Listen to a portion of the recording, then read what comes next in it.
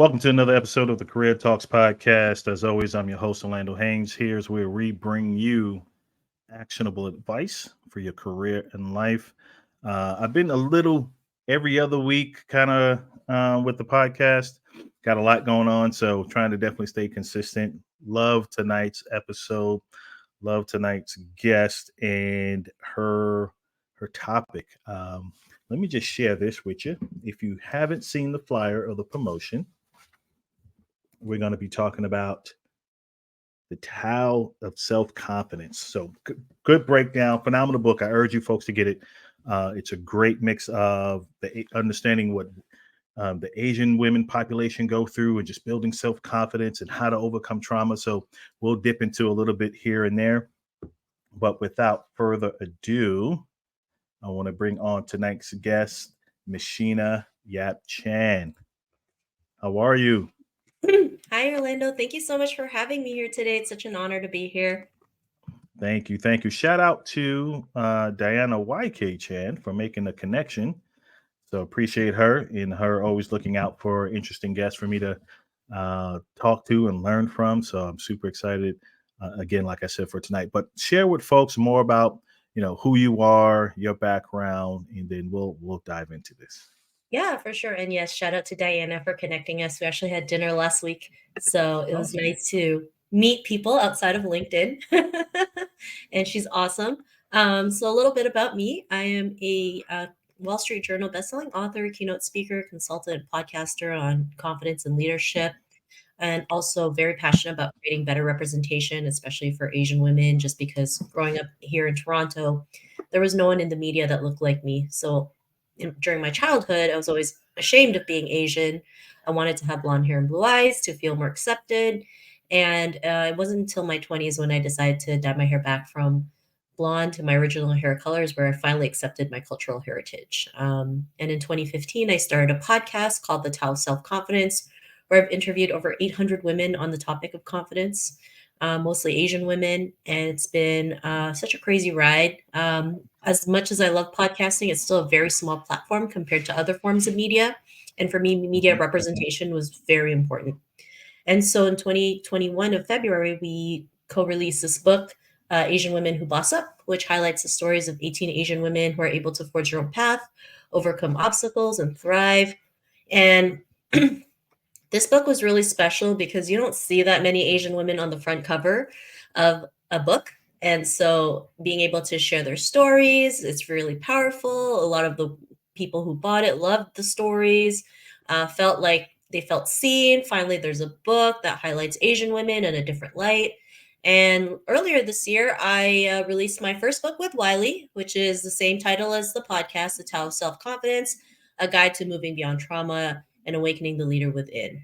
For me, trauma is really important to talk about. It's really important to move past through our traumas. Every person goes through trauma, whether you're Asian or not. In fact, there was a report that mentioned 70% of adults have gone through at least one traumatic experience in their life. And if we don't learn to talk about it, to be aware of it, to find ways to heal from it, we won't be able to have the confidence to go out there and be the person that we're meant to be. So this is really a guide to that. There's a lot of leadership books out there, which is really great, but I felt like a lot of them were very hard, rigid manuals. And we have to figure out what the root cause is so that we can move forward as our best self and not let our traumas hold us back. So I've also spoken for a lot of events, corporate, about confidence, about leadership, about representation, women empowerment, because this is something that we definitely need to have more conversations on. It's been quite a ride. It's not always rainbows and butterflies like any other journey, but I'm really grateful for everything that I've been through. I mean, if it wasn't for the good and bad moments, I wouldn't be here today. Amen to that. Absolutely. So, what's interesting about the book, because like you mentioned earlier, you have folks that'll write about trauma and it's just trauma to healing. You're going from trauma to healing to self-confidence to leadership. So you're taking it 1 to 2 steps further which Yeah. is Oh, very interesting, right? you forgot self-love in between. Exactly, exactly. So it's going through that cycle, but your cycle doesn't, you're it's not just, hey, how do I get through this and become better? It's how do I get through this, use this, and then now take on, and get greater through leadership. So that's very, very interesting. And I haven't seen any type of book or any folks talk about it to that extent. It's just getting to whether it's in the space of religion, or if it's space of marital trauma, relationships trauma, but nothing that says that I've seen, and you might have because you've done the research, speaking to over 800 women, Asian women, is that again you're extending this beyond, not just get through it, but how do we succeed and really level up at the tail end of that, which is very, very cool. So, what led you to talk about this book, and whether that be something personal you're able to share, or was it just a thought and then you started to gather and reach out to these women? What was the epiphany for you that said, hey, this story need to be told? Yeah, I mean, in 2015, I always wanted to create a platform where I can share women's stories, especially Asian women's stories, because there was no representation out there, and if there was, it Hmm. was very little. And so back in 2015, I heard about what a podcast is, but I didn't really know what a podcast is. I saw it on Apple, but I had no clue what it was. So I did some research. I was like, oh, I like this. I can just talk and people can just subscribe and listen to it at any moment. I don't have to think about writing a blog. I don't have to think about doing a video. I could just talk. And it sounded easy, but I was still hesitant because of imposter syndrome and resisting Mm. and self doubt. But then I pushed through it, right? I invested in a mastermind of seasoned podcasters. They really helped me out a lot. One of the things they really helped me out was the name of the podcast. Mm. So when I first started, I was actually going to call it The Stripper and have a tagline to strip your limiting beliefs away. I hired a graphic designer to create a podcast art with like a silhouette of a stripper with a whip. And when I shared it to that mastermind, 9 out of 10 was like, I think you might get the wrong audience. Strong. It's And for so I sure. was like, "Oh, man, if I got this title wrong, like, I'm gonna get this show wrong, like, I'm such a failure." And so, instead of being clever, I really had to sit back, get really clear on what my purpose is, and then along came the name, The Tao of Self-Confidence. So I kept on seeing on Apple, like, checking out other people's podcasts, a lot of them kept saying "the art of, the art of, the art of," and I was like, Mm. I don't want to be another the art of, there's so many now, right? What other word can I use? And then I saw the word Tao and what it meant, which means the way. And so I said, okay, I'm going to use that. Plus, it has an Asian feel to it because of Taoism. Mhm. And so I started with the Tao of Self Confidence. And when I shared this graphic down below, 9 out of 10 were like, this is it. I can't wait to listen to the podcast. And so in September of 2015, I launched it. It's been a little bit over 8 years, which is crazy. It was September 1st when I announced that I was having a podcast. I Wow. didn't have a grand launch, to be honest. I just went on Facebook one day and said, oh, I have a podcast. And that was literally it. Nothing, because I didn't even know how to launch. I was like, I'm just going to put it out there. What's the worst that could happen? And it's funny because September 1st, 50 years ago, was the day my great grandfather also started his shipping business in the Philippines. And I didn't know that when I first started my podcast. I just found out about it maybe about 5 years ago. And I thought, oh, that's interesting. Like he started September 1st, I started September 1st. So like Mm. it's just a weird coincidence. And I guess it's a good thing, right? Because I mean, the company's still standing. They just celebrated their 50th year anniversary. So yeah, that was one thing that I learned that was really cool. Love it, love it. Say hello to Fanny Dunnigan. Super Hello, excited that you Fanny. joined, Fanny. You two know each other? She's my LinkedIn connection. Yes. Oh, you two have to get connected. Awesome. She's phenomenal. So in thinking about, you wanted to share a female Asian voice. You could have just chose trauma by itself, or you could have just chose self confidence or leadership by itself. Again, what was that trigger that started you to use trauma, and then again advance it to where it is now? I think when I was presented to write this book, I really had to like figure out what am I going to write about. Hmm. And so I was looking at other leadership books, and it was a lot of, like I mentioned, just rigid manuals on how to be a leader. And I was like, okay, well, that's great, but what about what really affects women's confidence, right? What is stopping a woman from moving forward to be a successful entrepreneur or a successful high corporate, to be in a high corporate position or to be an actress or to, I don't know, climb Mount Kilimanjaro? Like, what is really stopping them? And it's funny because I actually saw a report from catalyst.org that mentioned that in 2021, Asian women represented only 2.7% in high corporate and leadership roles in America. And that, which we had one of the lowest numbers, right? And I was like, why is it that we have one of the lowest numbers? And so I realized that, we really need to talk about the stuff our culture never talks about, right? The traumas, what we go through, especially as Asian women, we've been taught to never rock the boat, just do as you're told, be in the background, don't, whatever bad happens to you, just keep it to yourself. And so we end up with a lot of repressed feelings. And then these repressed feelings turn into self-confidence issues and then mental health issues. And then it's just a cycle that just never ends, right?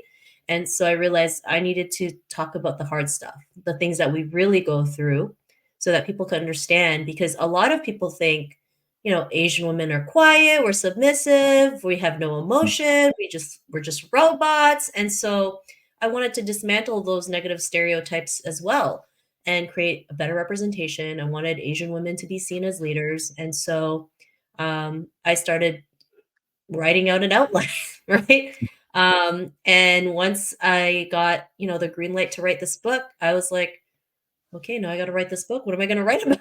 So for about a little under 3 months, I just started writing. I said, I just had to get this out there. I'm committed to it. Because it's not just about me. This is for every other woman out there who's never felt like they had a voice, who has felt like they've always been silenced by society or by their culture. And I realized that people, like women from different cultures, also go through similar situations, right?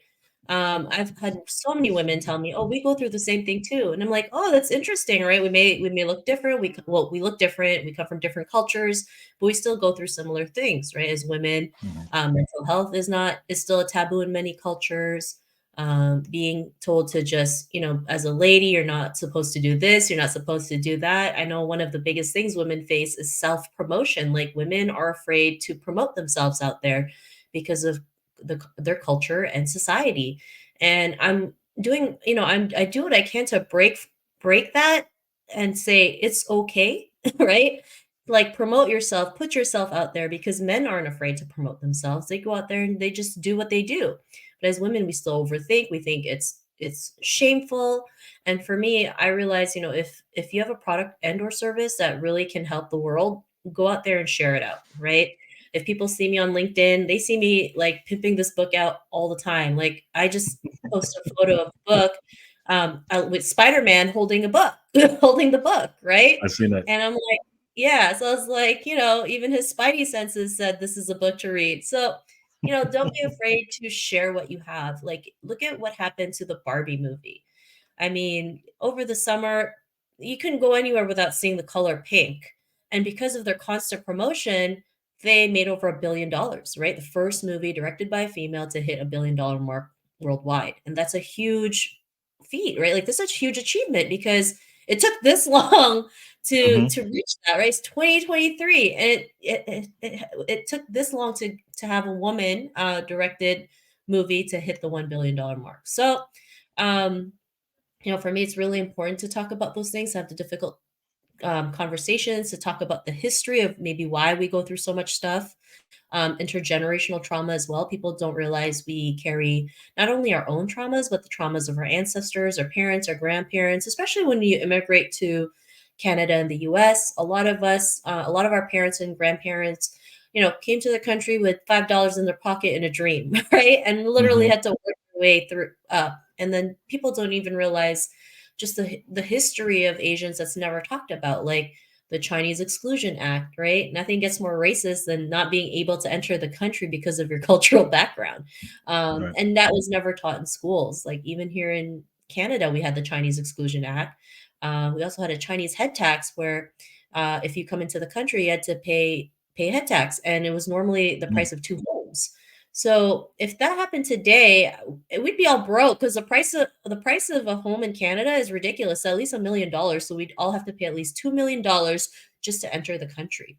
So Wow. a lot of things, yeah, a lot of things that we go through that we never talked about. I was able to share it on in the book, and know there's still a lot of topics we can cover, but Hmm. at least to cover as much as I know and as much as I could research to be able to help women understand. Like, we go through a lot. These are things we never talk about, and it's okay to talk about them. And in fact, we should normalize, talking about mental health, talking about the things we go through. We need to have an outlet to let those things out instead of keeping it in, or we just become a ticking time bomb waiting to explode. And we don't want that. So were you, I have two questions, two different types of questions, but I want to touch on when you wrote the book Asian Women Who Boss Up, did you draw from those conversations that may have helped you with your recent book here, or from the 800 women you talked to through your podcast that led to kind of give you some more substance background in the trauma piece, the self-confidence piece, and the leadership piece? I think it's just what's been happening lately in the world, especially after the pandemic, the rise of Mm, anti-Asian hate. mm, Um, mm, Mental health was more normalized. There's a lot of stats that I share in the book that talks about the different things. So it's not necessarily like, there's some stories that I might say, like, oh, when I was doing this podcast, a certain guest, I didn't put any names, it's just a certain guest. But it was more of what was happening in the world to Asian women and and beyond, just the anti-Asian hate for one thing, right? Like, mhm, Asian women were 2.5 times targeted more than men, and because we're seen by our negative stereotypes, right? They think we're not going to say anything, we're too quiet, so we become an easy target. In New York, there was like an increase of violence against that, right? And Fanny's right. We need to change the narrative. The more we speak up, the more our voices can be heard and our faces can be seen. And this is why it's so important to show up, because for so long we've been told to stay in the background, never come out of our shell. And because of that, it's actually hurting us instead of helping us. And also, after the pandemic, everyone is facing trauma, right? Like, mm. everyone's facing mental health issues. I think we're still going through it till today. If you see what's just happening in the world in general. And so everyone needs to heal from all their traumas. And trauma was a subject that most people never talked about. If we did talk about it, it was considered that we're crazy or something's wrong with us. But each and every one of us has gone through some form of traumatic experience in our life, whether it's in our childhood or adult life or both. I've been through a lot of different, and I also share a lot of my experiences too, right? The traumas Mm. I went through, the thing, my upbringing, things like that. I share a lot of that, more of my stories versus the women that I've interviewed and the book. So would you say, and correct me if I'm wrong, that Yeah, it's possibly double compounded because one, you're a woman, two, the Asian culture and the upbringing. So yeah. there's this doubleness to it that you're trying to fight, unpack, demystify, and all the challenges there. Oh yeah, for sure. I mean, it's yeah, being a woman's hard. Being a woman of color is hard, and then sometimes Asian women aren't even seen as a woman of color, right? We're always Mhm, seen as mhm, white adjacent. And so that's a whole 'nother thing, right? And it's unfortunate because sometimes we get left out of, diversity programs, right? I mean, I've mhm, seen different companies that don't, like, forget Asians exist, unfortunately, and hopefully that gets corrected. And so for me, it's like I understand too that I have to work maybe 100 times harder to get the message across because I am a woman and an Asian woman. So I know there's a lot more work for me versus like a Caucasian man, right? mhm. But I'm willing to do it to get our voices heard, to be seen, and to show others what's possible, right? And I know sometimes everyone's path is different. Like, may work for you might not work for me, and vice versa, right? Maybe you might have to work 100 times harder, or maybe it's the other way around. But the thing is, it's like, what are we willing to do to make that change, to make that impact, right? Do we just stop at our first try, or do we keep going until we hit that goal? If you see successful people, they didn't quit the first time they did it. Some of them had 100 tries, 1,000 tries, 10,000 tries to get to where they are today. And I think those are stories that's never really talked about or never shared, because especially in social media, it's great to see people sharing their achievements, and it's great. There's nothing wrong Mhm. with it. Of course, we're gonna get jealous. Of course, we're gonna think, "Oh man, they're like killing it, and here's me stuck at home eating bonbons," right? And then the depression starts. Um, you know, if not realizing, like, we don't know what they went through to get to that moment.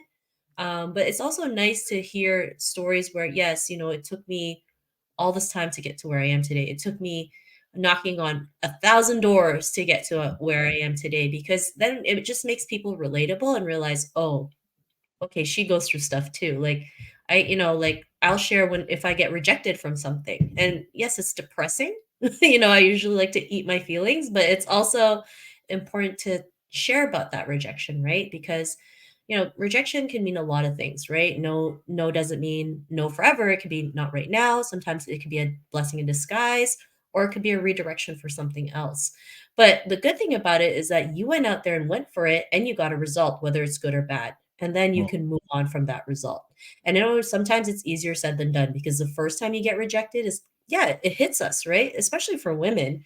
We're not, we take it a little bit personal, right? We're more emotional. I mean, I can admit sometimes there's days where I get rejected and I'm just like all in my feelings, thinking like, Mm. oh my God, something must be wrong with me. I'm the biggest loser. How did I get rejected? Not realizing, like, you know what? We got it, like, someone just said no, we could just move forward. So yeah. Love it. So let me ask you one question, three different Yeah. areas, because I'm honing in again on the how you broke up the book in three parts. So what are the three myths that you've heard or think that is most prevalent out there for Asian women when it comes to trauma, if that makes sense? Um, do you mean like misconceptions about Asian? Misconceptions, yeah. Yeah, I mean, Hmm. one of the biggest misconceptions, like, we're seeing as sex objects, right? I mentioned how last year there was an article by the Austin Chronicle. It was a sponsored article, basically a manual on how to get an Asian mail order bride. And I was appalled knowing that in Hmm. 2022 there was something like that existed. And it was a sponsored article, so that means someone paid them to have it shared on their To push that platform. narrative. Yeah. Yeah, especially if it's a mainstream media platform who says they're progressive, and then we see this. So, of course, that hurts us, right? Because it's bad enough we're already seen as sex objects, let alone thinking we could just be an item on a catalog that we can be ordered from. And people don't understand the trauma that, Asian male order brides go through, right? Domestic abuse, physical abuse, trafficking, prostitution, all those things, right? And nobody ever like, nobody hears stories like that. And so, of course there's a lot of trauma that's not talked about, that's inflicted on these innocent women, thinking that this is their ticket to freedom, ticket to a better life, not realizing they're actually a little bit worse off than before, right? Mm. Or some of the men that they're married to, they think they have a lot of money, but really they're not. They're really poor, and then they force these women to be prostituted to different guys to pay off the debt that he incurred by buying her off from a catalog. And so it's terrible, right? And I know Wow. it's not Asian women. I mean, mail order brides is it still happens, unfortunately, till this day, right? From all parts of the world, in Europe as well. So that's one misconception I'd like to, just take away. Like, we're not an item you can order off catalog. Um, Another one is really, being seen as quiet, submissive, and obedient, right? Because of Mm. that, like I mentioned, Asian women are 2.5 times targeted more in Asian hate crimes than men. And nobody ever talks about the trauma that a victim goes through when they get attacked for an anti-Asian hate crime, right? Or just a racist attack, right? And what really frustrates me is that the media always humanizes the attacker, but never talks about what the victim went through, right? They're like, "Oh, Mm, he's having a bad day. Oh, he's having a mental health issue." Well, like, what about the victim? You don't think she's going through something? You don't think she's traumatized? You don't think, when the minute she steps out, she's looking over her shoulder because she's afraid someone might attack them in broad daylight, just, in mm, broad daylight when you think it's the safest. That's another thing we need to step away from, this negative stereotype, right? And then also the model minority myth really affects us, right? We're seen as hardworking, as successful, that we don't need any help. But yeah, if you look at the reports, our Asian Americans are like the least to get promoted. Yes, they're successful in the job that they're in, but if you look at leadership, there's not as many, right? There it's more like lower tiered positions because we're seen as hardworking, we're not seen as leadership material. Or they think, well, they're successful, they don't need our help, they can do anything, everything on our own. So the time we do ask for help, it's like, oh, why are you asking for help? I thought you guys know everything, right? mm. So a lot of misconceptions and being able, and then that pressure gets to us, right? Then our mental health is affected, thinking like we have to live up to the standard that's unattainable. So that's a great segue. What you mentioned with the misconception of being submissive and quiet, and so that would lead to that perception and kind of perpetuated thought process that maybe you're not leadership material because of these character traits that is stamped across the community. What have you seen again just reverses that whole thought process there throughout your journey? Yeah, I mean, sometimes we just need one person to show us proof that it's possible, right? Just one person. Like, there's this one lady, her name is Kim Ing. She was the first woman to be hired as a general manager in any major sports team. So that's huge, right? Um, and she was a general manager for the Miami Marlins. Everybody knows who she in the if you're into baseball, everyone knows who she is. I don't watch baseball at all, but I know No. all the baseball fanatics were like, they said she has a really great track record. She's won World Series. Like she has, like, if on paper she's good, right? But people didn't realize that she was rejected by like 5 or 10 other teams before she even got the general manager position. She got rejected constantly.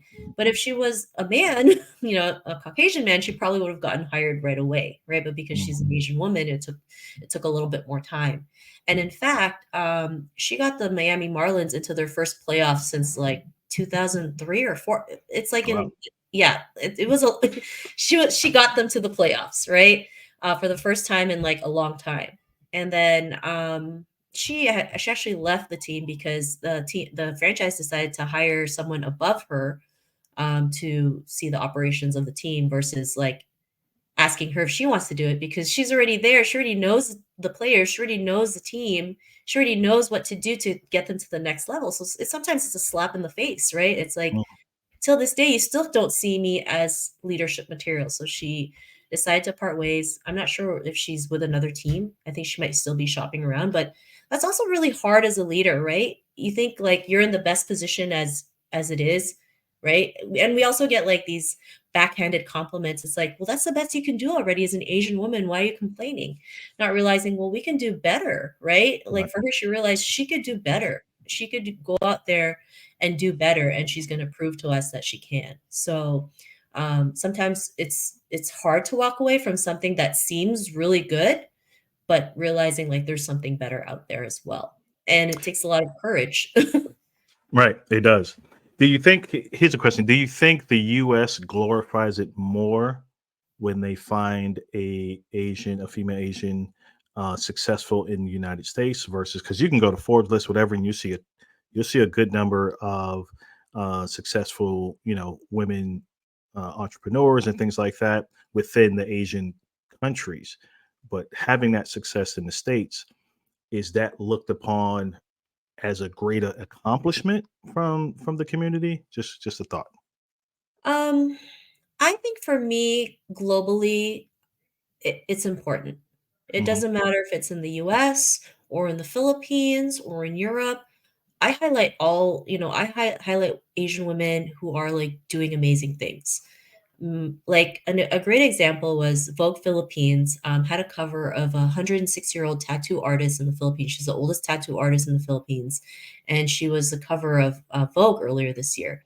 And she's known as the oldest Vogue cover model in the world.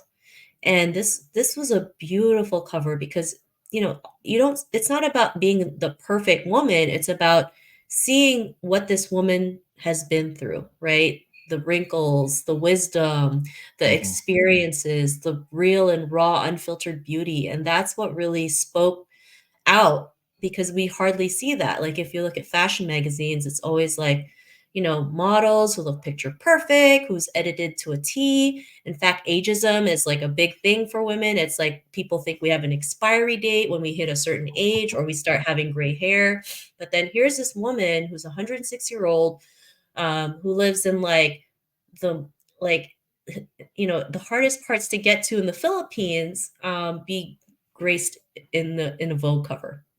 And that was powerful. I remember sharing that on LinkedIn, and it got almost 30,000 likes. It was crazy. So I think for me, it's like, oh, for me, it's global because if you look at Asian countries, in Asian culture, the man is always preferred over the woman. Hmm. So, there's like if, and especially in Chinese culture, if back in the day, if they had to choose between a son and a daughter to uh, take a son or a daughter to put them through school, they'll put the son, of course, over the daughter. So Yeah. my grandmother, she only got up to like sixth grade of schooling. And I think my great grandmother was only up to like third grade because then they were told that, now you have to take care of the family. Now you have to do chores. You have to do this and that. And so hopefully that Right. answers the question. It does. It does. It's funny because I was just watching something. It was a global finance meeting with all the top titans, and there was one. I think she was Indian, and she ran a financial organization. All of them were running billion-dollar organizations, BlackRock, all these things. And there was one Asian woman, and I forgot all their names, but it was interesting. There were the only two, and it was a diverse group. Well, when I say yeah, one African American man. Uh, Most of them, all the men I think were billionaires. The women were millionaires, but they all ran one of the largest, financial firms within their respective countries across the board. So that was really interesting to see and just listen. But when you watch if I find it, I'll send it to you. Um, what you see during the interview process, the person interviewing geared about 85% of the questions to the white males, a few to the African American, or should I say African billionaire, and then the percentage dropped when he got to the women. I was like, we always hear from these folks. These guys are, if I remember their names, and um, quickly, if you watch CNBC, anyone who's who watch global leaders conversate, like Jamie Dimon over Chase Bank, things like so. These folks there, you constantly see them, but the other folks were not as highlighted as much. And I think that was a missed opportunity to kind of hear from global leaders that really the world is not familiar with, because maybe they're just not is out there with their brand and things like that versus the other ones. But it was a really, really good conversation. But if I find that interview, I'll send it to you via LinkedIn. So let's dive into one of the chapters in your book that stood out to me. If you could explain the model minority myth and how that affects us. Yeah, for We sure. kind of So talked about it, but yeah. the model minority myth is, basically, the Asian community is seen as successful, not asking for help, and so that really hurts us, right? They think we're successful in everything. We are, we're also seen as the model citizen. We don't complain. We don't, go out there and protest. We're seen as that model citizen, right? Which was invented by a Caucasian man who wrote an article saying that the Japanese were a great model citizen to model after, right? Because they've been through so much hardships and challenges, but yet they never complained about anything. So that really hurts Wow. us, right? Because then if we say something, then now we're seen as like crazy or rebellious, not realizing we're just sharing, our opinions, what we feel like. And in fact, There was an article from USA Today where about 5 or 6 Asian people in the tech industry were fired for different things, whether it was speaking up about the anti-Asian hate or speaking up for getting promoted and not getting a salary increase. They Mm, got fired for that, right? And now they were filing lawsuits against these companies because they were wrongfully dismissed. So, and then another thing, if we're seen as a model citizen, we get pitted against other cultures within the United States, right? And we shouldn't like that. This is yeah. probably why sometimes different cultures are hating on each other because of this model minority myth. It's like, why can't you be more like Asians? Right? So it really does hurt us because then we feel like we have to always have straight A's, we always have to be good at everything. We never we don't complain about anything, we just work hard versus like um versus learning to work smart or learning to network. That's one thing we're not taught to do in the workplace, like talk to our boss or have a conversation with him or network with Mm, our coworkers. We're just told to go to the office, work hard, and that's it. Right? But that doesn't help us. Like they think if I work hard, I'm going to get this position. No, in fact, you're just stuck in the same position because you're just seen as a hard worker instead of a leadership material. So, or so even in school, right? We've been yeah. told like you got to get straight A's, you got to have a perfect score, you got to have 100%. I remember one time I came home with my math test and I got like 96%, right? And my dad's like, "Why didn't you get 100?" And I was like, 96 wasn't good enough. It had to be 100. So, that really does hurt us in the workplace and school and just like society in general. So there's this overhanging umbrella of conformity that is placed upon the Asian community. Like, hey, if you wanted things to get done, this is one core population of folks that we know can get it done. They're not going to Yeah. have any issues. They'll come in and do their job and leave, and never stir up the pot, right? Yeah. But Never ask for that's help great. because Yeah, we're fine. Never there's nothing wrong. There's nothing bad that ever happens to us, right? yeah. And this is probably sometimes we don't have a lot more programs than other Mm, groups. that's true. That's true. Now, I wish I can get deep into the history, which I just to learn and ask more. But so when it comes to that, let's make that transition to the confidence piece. One of your chapters, chapter 7, talks about the power of self confidence. Yeah. When did you start to learn the power of self confidence in your life? I think I really, really started learning it during the pandemic Mm, because, I met this lady online who started the book series, asked me if I wanted to do a book highlighting Asian women, and I just said yes and just went for it. And just started finding the women who wanted to be part of this book. Then started learning to put myself out there, market it out, sharing stories, being able to um, make connections with people utilizing the book. And it's led me to so many other opportunities. And sometimes it's not just about, I just realized confidence is really more taking action and just course correcting as we go, right? As women, we tend to overthink a lot. It has to be 110%. We always feel like when we're 110%, we're ready. And even if we are 110%, we still hold back a lot, right? Because of how we mhm, perceive ourselves. So I think the moment that I realized that one, I don't have to do everything myself, I can surround myself with a community of women, ask for help, and take action.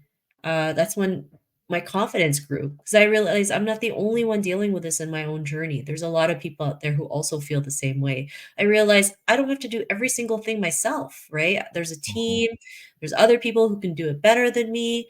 I had to let go of my pride thinking I had to do everything myself because culturally we're told never to ask for help because it's a sign of weakness or we're asking for a handout. But we cannot do everything ourselves. Like, it's right. hard, right? You can't be a one-man show or one-woman show, and, women, we're constantly told that we need to be the superwoman in everything, and it's like, that's exhausting. Like, imagine as a woman, if you have kids, a job, more than one job, if anything, or a job in a business, taking care of family members, running errands, doing chores, like, it's a lot of work, and sometimes we're told to hustle, hustle, hustle in order to create a successful business. Well, Men and women have different situations, right? Men can afford to hustle 12 hours a day without having to worry about preparing lunch for kids, picking them up at school or daycare or extracurricular activities, helping them do homework, giving them reading bed stories, making dinner. Like, I wish women, like as women, I wish we had 12 hours in a day to work in our business, but unfortunately we don't. Like, women hustle in all other parts of their life, not just their business. So it's really unfair for a man to say, like, you need to hustle when, that man probably has a wife taking care of everything else. So yeah, and that's definitely a double standard within in corporate, right? That is definitely you kind of rattle off some of the things. My wife has a job, full-time job, is launching her business. We have the kids and all those things, and it's a huge lift for sure. And when you have and it's tough. It's sometimes you'll see it both from female leaders and male leaders that you would think you get more empathy from female leaders, but there are some that just like, hey, I had to do it, you just got to do it. Oh It is yeah. what it is, right? Yeah. Versus it's it seemed when if it's coming from a male and it's negative, it's like, whoa, it's a heavier weight to it. It's like, oh, this is bias at some level. But it's interesting the dynamics of when you see that happening or hear it hit close to home, or you being a woman experiencing that directly. But my question: what have you unpacked, or what shell have you come out of since writing the first book, Asian Women Who Boss Up? Because you just said during the pandemic, so that was fairly recent, Very right? recent. I know. Fairly recent. I've had Yeah. a podcast for 8 years, and talking about confidence is so much easier than actually taking action. Living it, right? Yeah. Yeah, I mean, I go through a lot, I resist a lot, I overthink a lot too. I had to, Mhm. I had a lot of unlearning to do culturally because I was Mm, told to live a certain way.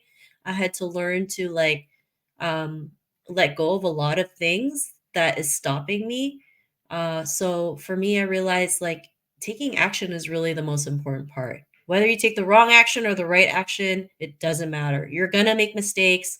It's not gonna be perfect. People will probably look at you funny. People might ghost you, but just imagine the results you would get just by going out there and taking action, making the first move, being okay with doing that. Especially as women, we're not taught to make the first move because it's seen as unladylike or improper. And mm, unfortunately, the most people who judge us are women, right? And this is sometimes why women don't advance as fast because we need to learn to collaborate instead of bringing each other down. And this is why, for me, collaboration is so important. This is why we created the books. We have a community because we have a community of amazing women from our book series that really learn to lift each other up, to connect, to just have this camaraderie, which is very refreshing. Um, so yeah, the biggest thing was if I have the support and I realize I'm not the only one doing it, I just go for it. And mm. it doesn't mean it's not scary. It is scary. I still get scared for sure. But I realize, I could also create a result. Whether it's good or bad, I know what it is and I can just move on. Yeah. Um, I heard someone say that it's called, even though you push through something with fear, it's just taking imperfect action, right? yeah. You just do it. Yeah, because the number one reason why women have low self-confidence is due to inaction. So the Mm, longer you take no action, your confidence level goes down. And I've been there too. As like, it's been 3 months, I didn't do anything, and I'm like, oh, I feel I haven't like, why is my life not working? Why do I feel like I'm at a standstill? It's because I haven't done anything, right? mhm. So I yeah, love that. I love that because it's stuff I used to say. Progression is the enemy of it. It really, what's the word I'm looking for? Depression. yeah. So, Practice makes progress. That's what I yep. say. Take small steps where everyone's looking for the big swing, the big win, but Yeah, it's no, the no. little I steps. I say take the small actionable daily steps to yield those big results. Yeah. So interesting chapter here. We talk about intergenerational trauma and why we need to talk about it. What was, and again, I know, again, I'm seeing the book. That's why I'm able to reference the book, the cover of the Asian women Who Boss Up. What was the generational difference between the women you spoke with there to collaborate that book, and on your podcast? Because you said 800. That's that's a lot of research. Yeah, I mean, I think it's really, um, for Asian women, like one thing or Asian culture, really, one thing we strive on is seeking our parents' approval on everything we do, right? Mm. There's this golden rule that, if your parents gave you birth, the least you could do is everything they tell you to do. And Well, that's from the movie Turning that's Red. universal. It's so accurate, right?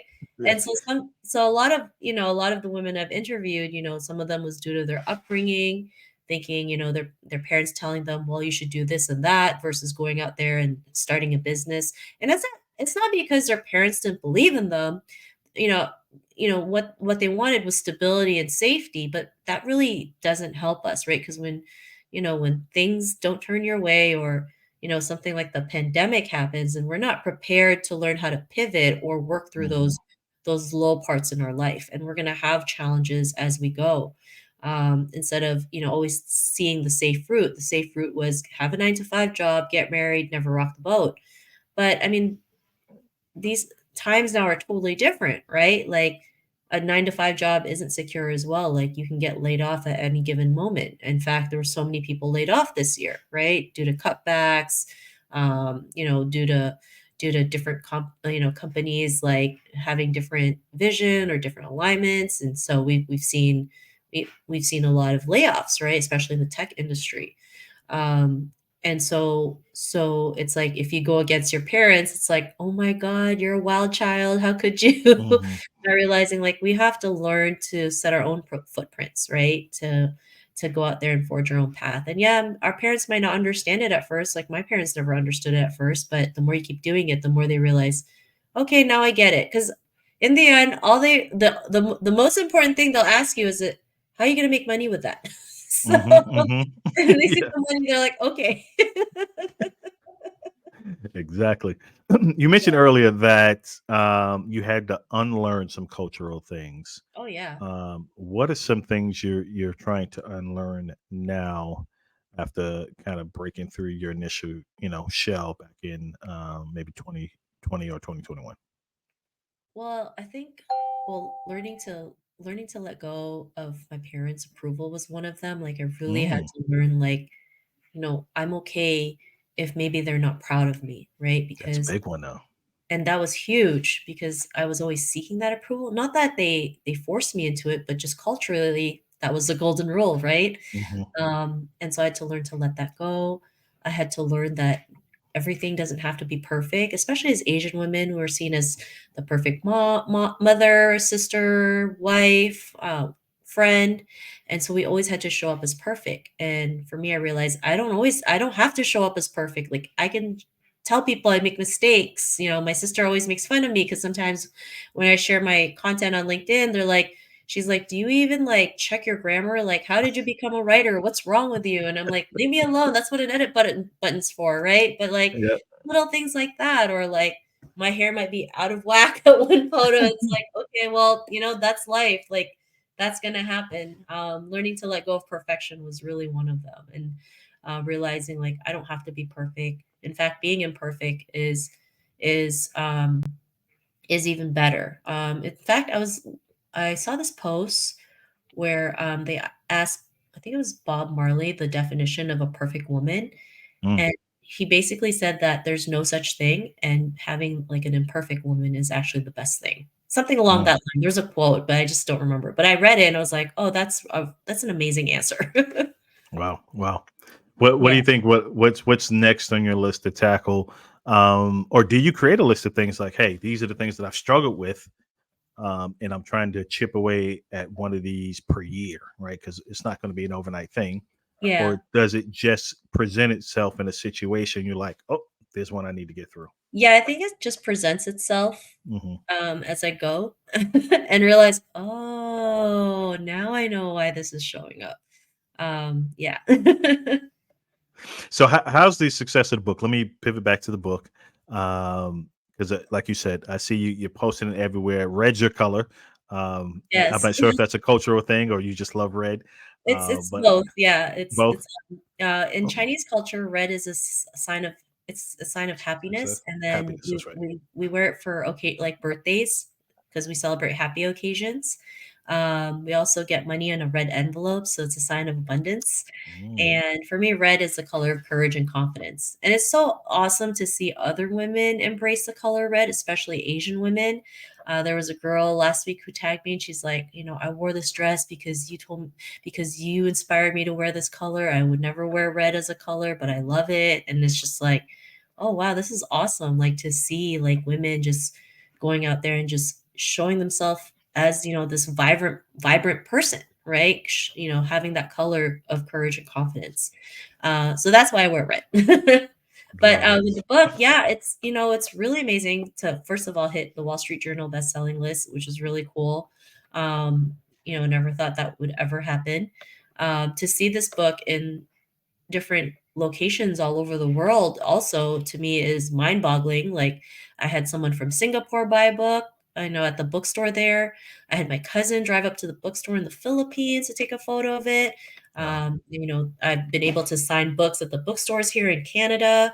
I've seen it at Barnes and Nobles in Orlando, and just seeing it in, they could you could buy it in Europe and South Africa. I'm just like Wow. all these crazy places that I never thought it could reach. And then also just getting messages from all these amazing women who have read the book, or not men and women, to be honest, and men and women from all different walks of life telling me how they could relate to the book, how it's helped them have the difficult conversations, or they feel like they've been seen and heard because they can relate to these situations.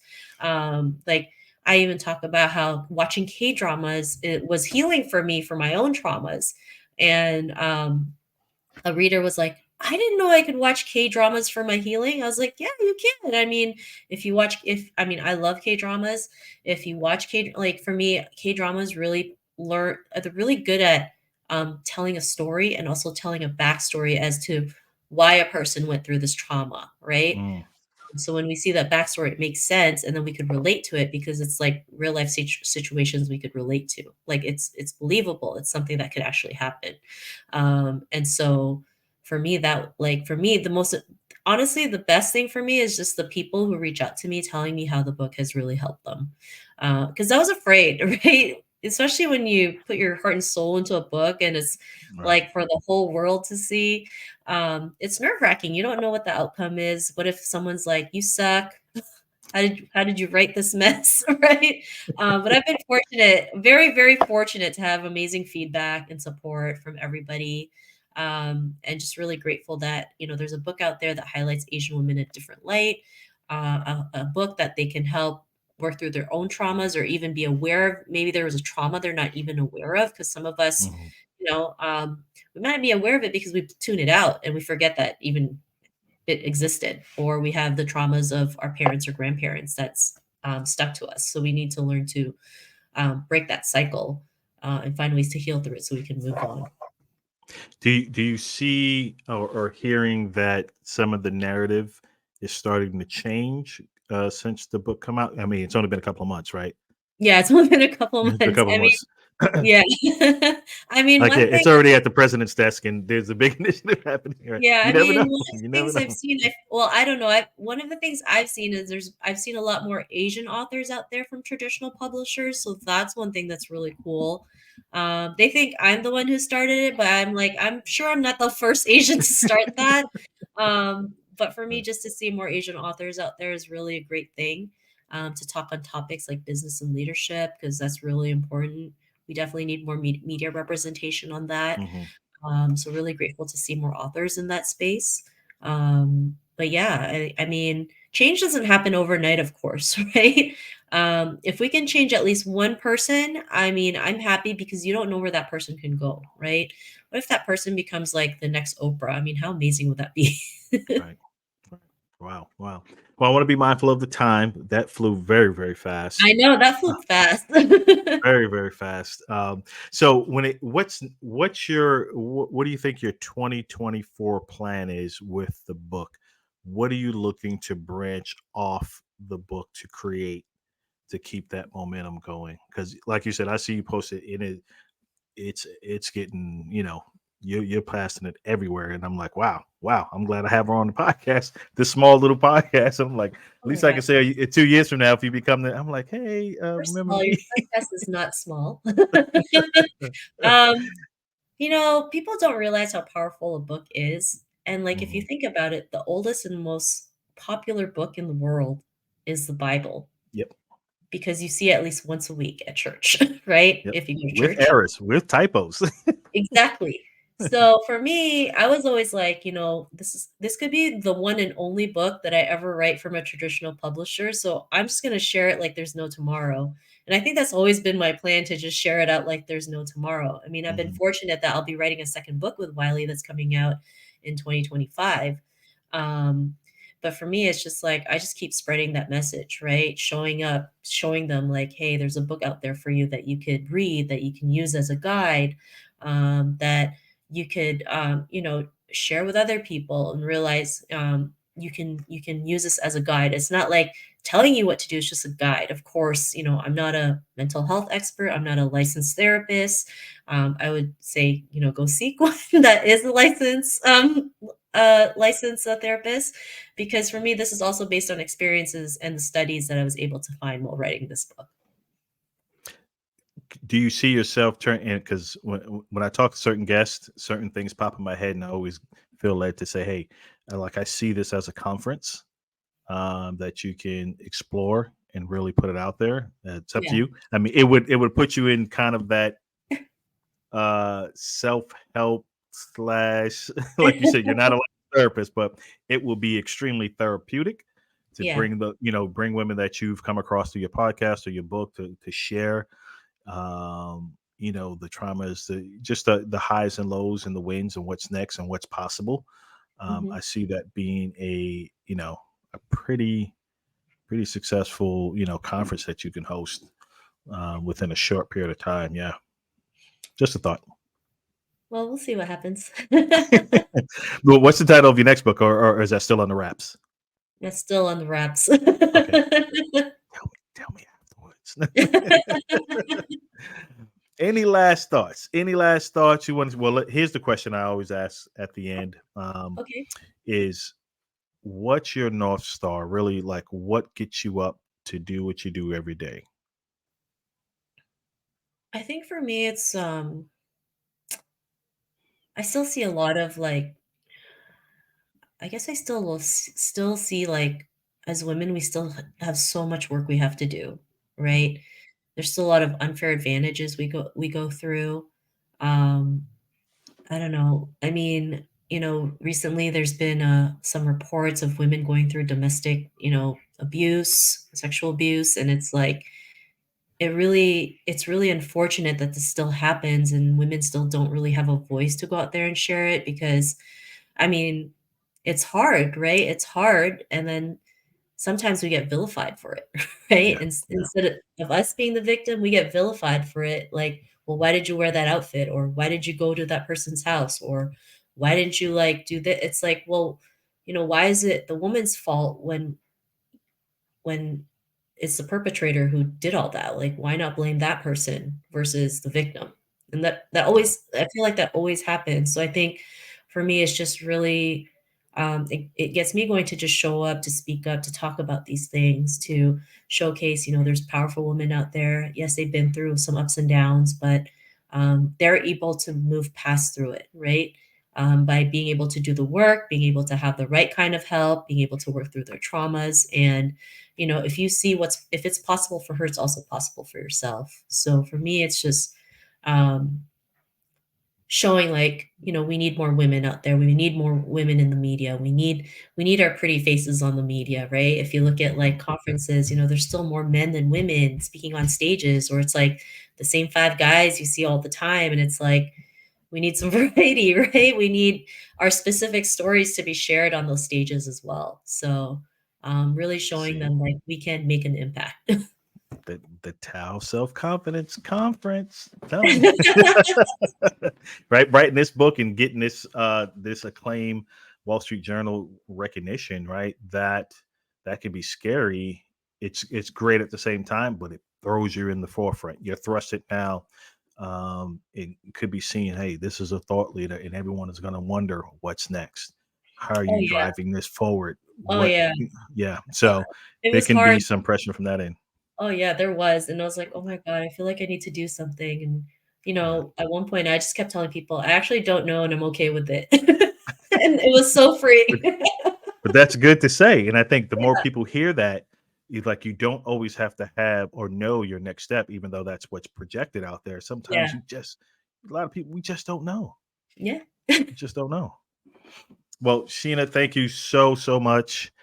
Share where folks can find you, connect with you, purchase your book. yeah. So they can check out my website, sheenayapchan.com. They can order a copy of the book, The Tao of Self-Confidence. Or I also have a free quiz to unlock your self-confidence personality. I'm on LinkedIn is one of my favorite. Oh, I love that copy of your book. LinkedIn is one of my favorite platforms to share content. I mean, I share content on Facebook, Instagram, Twitter, sometimes TikTok, but LinkedIn is my favorite one. So you can connect with me on LinkedIn. You can get the book, The Tao of Self Confidence, on at Barnes and Nobles, Amazon, Indigo, all major book retailers out there, and also independent bookstores. And then for the Asian Women Who Boss Up, you can go to sheenayapchan.com/shop to get a copy of that. And then if you forgot anything I said, you can Google my name, Sheena Yap Chan, and I'm literally the only Sheena Yap Chan on the internet. Boom. Talk about branding. That's awesome. Yeah. Shoot me a link to your podcast so I can drop that in the notes, in the show notes, so Yeah. people can. You still run the podcast, right? So Yes, I that still do people can follow that podcasts. as well. So yeah, sounds good. I'll share it on the comments of this live. Perfect. Awesome. Thank you so much, Sheena, for your transparency, your boldness. Just talking about the evolution of what you're going through as you're writing this book. You're experiencing this, in real time. So that's super cool. And thank you for being an advocate for the Asian women community. Thank you so much for having me. It was such a blast today. Awesome. Well, folks, we'll see you next time on the next episode of the Career Talks. Thank you so much. Bye.